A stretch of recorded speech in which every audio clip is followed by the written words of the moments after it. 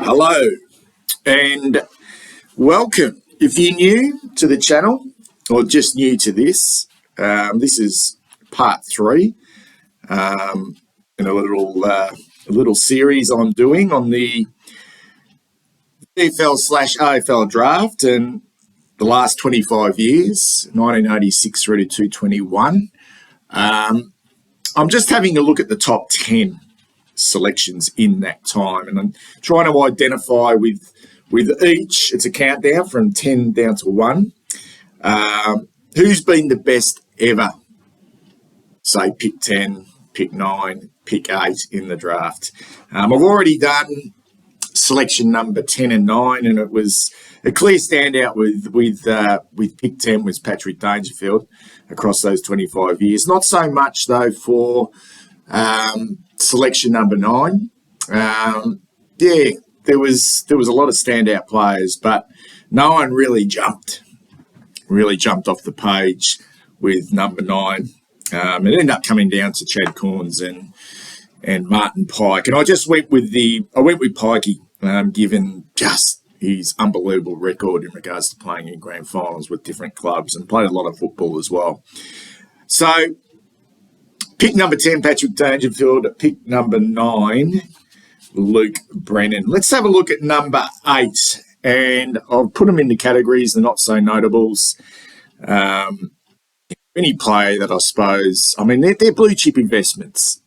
Picks inside the top 10, you would be hoping they play at least 100 games. So anyone who plays, doesn't quite reach the 100, maybe they fall into the not-so-notables, but that could be a little bit tough as well. But they are big investments. And then I go into the notable mentions, and they're generally the players we remember.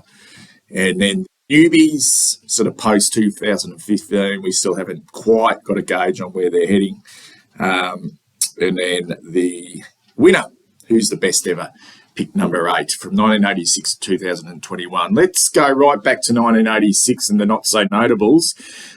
Grantley Fielke, or Fielke, I think it was pronounced, from Adelaide, went to Collingwood, played 40 games, 21 goals, 16 for the Pies and 24 with the Adelaide Crows. He went back to the Crows when they came into the competition. Like a lot of South Australians who were drafted to Melbourne, they made their way back to the City of Churches to become a part of the inaugural year in which the Crows played in 1991. He didn't play a lot of football though with the Crows, but he was prolific. And I mean prolific at Sanford level. For West Adelaide, he played 327 games, but he falls into the not-so-notables. Following year, 1987, bang, 0 games for Darren Jones from Moe, who was drafted to the Cats with selection number 8. He was just 17 years of age, but failed to play a game at the Geelong Football Club. I could not find a lot of information, to be perfectly honest, on Darren Jones, and I can't remember. I suppose Geelong supporters would remember Darren Jones not playing a senior game. I'm sure he was a talent. 1988, Dion Scott, remember him, Tasmanian.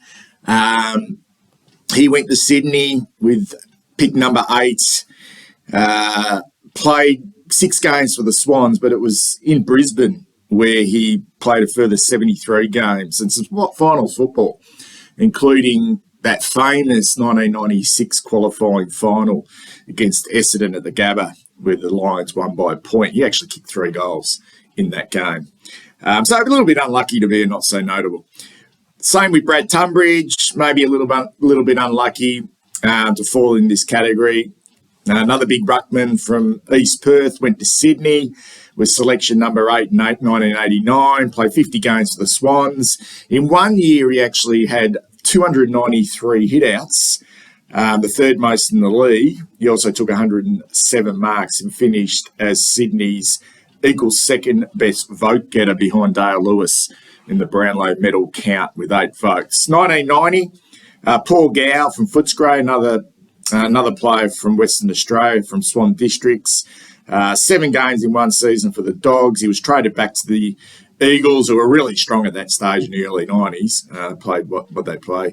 Grand final in 92, won that, and then again in 94. But he just couldn't break into that really strong lineup at the West Coast Eagles and was delisted, so only 7 games overall for Paul Gow. 1993, Michael Frost from Swan Hill. He was selected by the Doggies, Footscray. Played 24 games in total for both Footscray, then St Kilda. But it was after his AFL career where it really sort of took off. He was an exceptional VFA player for Werribee.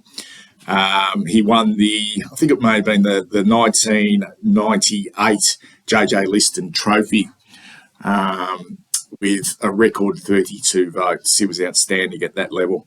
1996, another not so notable, Leigh Brockman, another Catter. From Tasmania, only played 2 games for the Cats in 3 injury-riddled seasons. Rookie listed by Sydney in 2000, so got another opportunity in Sydney. Added a further 10 games to his tally. 2002, Luke Brennan. It was probably not more noted for his singing. He came runner-up in the Footy Show's singing competition. Went to Hawthorn from Horsham with selection number 8 in 2002. Played 19 games for the Hawks, then 9 for Sydney. 2004, Big John Meeson from the Geelong Falcons, ruckman, started at the Crows, ended up at Melbourne. I think he wouldn't have played a lot of football, maybe 10 odd games. Spent a little bit of time in local football, went back to Mottawarri and actually captain coached Mottawarri to a big premiership in the Bellarine Football League against red hot favourites, Barwon Heads in the grand final, an upset victory. 2005, Jared Oakley Nicholls from East Perth went to the Tigers with pick number 8. Just the 13 games, rookie by the Eagles, but failed to play a game there. 2009, John Butcher from Gippsland, highly rated, big key forward. Went to Port Adelaide, played 31 games, booted 41 goals. Pretty good strike rate for the Power across 7 seasons. He was there for a long time. I just remember he's being arguably one of the worst set kicks for goal I've ever seen. But the irony of that was, in his second game against the Western Bulldogs, Big John Butcher, he kicked 6 goals from six kicks. So try and work that one out. He's a terrific contested mark. And at the Power, when he played that game where he bagged 6 goals in his second game, he was actually nicknamed the Future at Alberton. In 2011, another not so notable, Billy Longer. Billy Longer, who had a pretty shorter career. Went to Brisbane, 66 games, most of them at St Kilda though, where he was traded to in 2015. Played serviceable football at the Saints, but retired in 2019 because of concussion issues. So that was Billy Longer. So let's go to the notables with selection number 8 from 1986 to 2021. Michael Simons from Western Australia went to Essendon, clocked up 109 games, 80 goals for the Bombers between 1991 and 1999. He missed out on selection in Essendon's 1993 grand final, despite playing 19 games straight in that year from round 1 right the way through to the semi-final win, that famous win over the West Coast Eagles where I think Kevin Sheedy he swung the jacket. I just remember he used to wear a glove, Michael Simons. He looked a little bit like James Hird. He didn't play like James Hird, but he had that similar type physique and the blonde hair. And yeah, I mean, 109 games is nothing to sort of laugh about. Decent career. Another Simons, this time Paul Simons, didn't quite play 100, played 99 games for the West Coast Eagles, Western Australian. I suppose what's notable about this is that the pick that they picked Paul Simons up with the Eagles was the pick they got from North Melbourne when the Eagles traded Danny Laidley from the Eagles to North. Daniel Harford, 1994 for Hawthorn, 162 games, for both Hawthorn and Carlton. Most of those games, obviously, with the Hawks. Played just the 9 games under Dennis Pagan at Carlton. Jared Crouch, a real serviceable stalwart for the Swans across 223 games. Drafted in 1995 with selection number 8, was part of that drought-breaking Sydney Swans premiership against the West Coast Eagles. Chris Tarrant, gun. Just a gun. 1997. Collingwood, Fremantle back to Collingwood, 268 games, 367 goals. Forward, early in his career, turned excellent defender. 2 stints, as I said, at Collingwood, and Fremantle in between. All-Australian in 2003, 5-time leading goal kicker at Collingwood. Searched for a premiership, but missed out on his return to Collingwood in 2011, where they lost to the Cats. And, yeah, I mean, they'd won in 2010 and he came back. So he was at Fremantle at that time. So he watched Collingwood win in 2010. So he was part of 3 losing grand finals at Collingwood. So 2002 and 2003 against the Lions, and then again in 2011. He was a bloody good player, though. Duke Bolton, another very good player for the Swans, a classic Sydney Swans type player. Drafted at selection number 8 to Sydney in 1998 and ended up playing 325 games, including 2 premierships at the Swannies. 2005 and then again in 2000 testing myself here. It was 2012 when they beat Hawthorn. They upset Hawthorn. Joel Corey, outstanding player for the Cats, 1999. He was taken at pick number 8. I think he's South Australian. 276 games, 3 times premiership with Geelong and 2 best and fairest. Just an extremely underrated player, Joel Corey. Daniel Motlop, 130 games and 208 goals for both North Melbourne and Port Adelaide. And his son now finds himself at Princes Park and shows a bit of ability. That's young Jesse Motlop. 2003, Raph Clark, selection number 8, went to St Kilda, Northern Territory, I think he was from. Scrapes in as a notable with 85 games.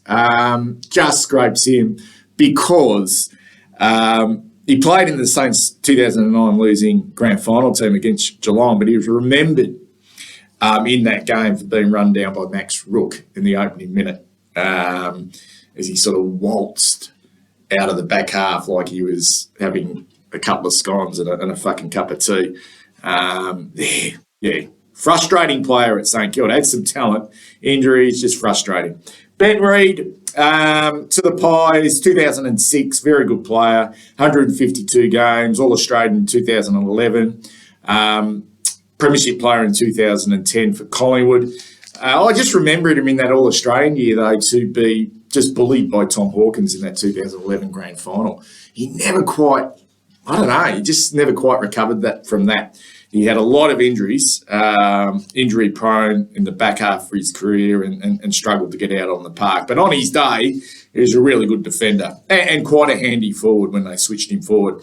The maligned Lockie Henderson, 2007, selection number 8 to the Brisbane Lions, from Geelong originally, Geelong Falcons, went to school in Geelong, private school boy, all that type of stuff.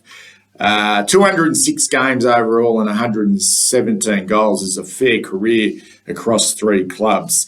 The irony is I just don't think he likes Carlton. He probably hates Carlton.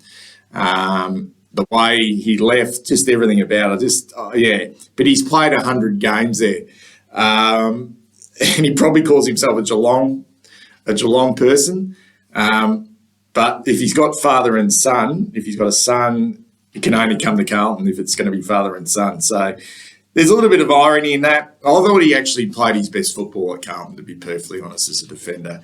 But had a few injuries at the Cats, played some good footy there as well. And famously, he was part of the deal that saw Brendan Favola leave Carlton and go up north to the Brisbane Lions. Tyrone Vickery, another maligned player, 2008, Richmond, just frustrating player for them. Hit and miss at times, went to Hawthorn, 119 games, 158 goals. He was maligned. Vickery announced his retirement from the AFL due to losing passion for the game when he was at Hawthorn. He only played 6 games there. So most of his football came when he was at the Tigers. Dyson Heppel, 2010, Essendon, another lad from Gippsland, from Leigh and Gather, in fact, 216 games. All-Australian in 2014, Essendon Best and Fairest winner, Rising Star 2011, been the Essendon captain since 2017, and another one of those players, so he would have had more than those 216 games, who was caught up in the drug saga and consequently missed the entire 2016 season. 2012, Sam Mays went to Brisbane, then to Port, clocked up the 118 games. Luke McDonald, been good for North Melbourne, father and son selection. 2013, he picked up, he's already won a best and fairest and played 141 games for the Kangaroos. Peter Wright, starting to really show something for Essendon. Originally Gold Coast Suns in 2014, 109 goals and 167 games, including a best and fairest, an unlikely best and fairest at the Bombers this year.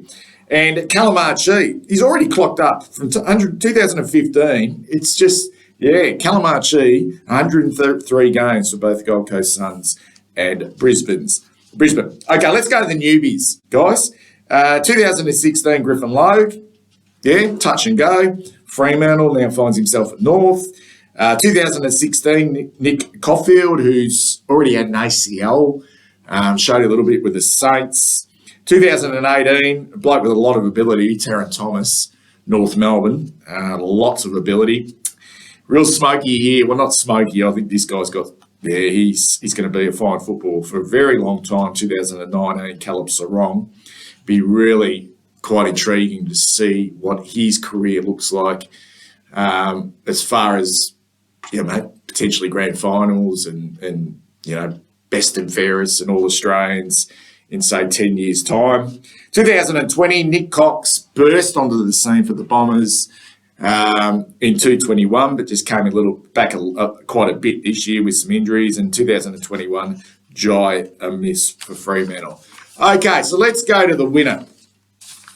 And I must say, you look, Chris Tarrant, Jude Bolton, Joel Corey, all excellent, all excellent players. And, you could probably go for one of those. But you can't knock this career. A favourite of mine is Jimmy Bartell, Geelong Football Club. 2001, selection number 8, local boy from Bell Park, went to school at St. Joseph's in Geelong. Struggled a little bit in the first few years, took a little bit of time to get going. Was part of that famous 2002 VFL Premiership for the Cats, where they had Gary Ablett playing and Stevie J and a number of other sort of young players who became part of that dynasty for Geelong.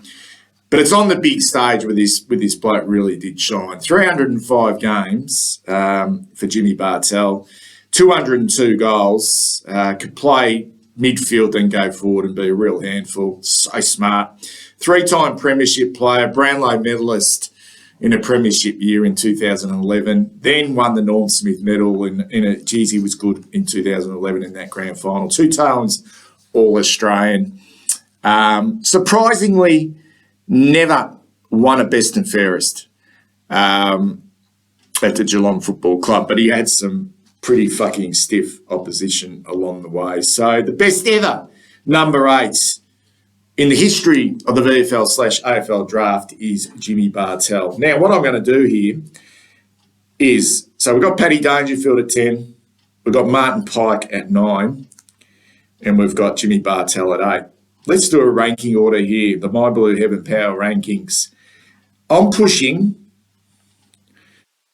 Martin Pike, guys, out to pick 10.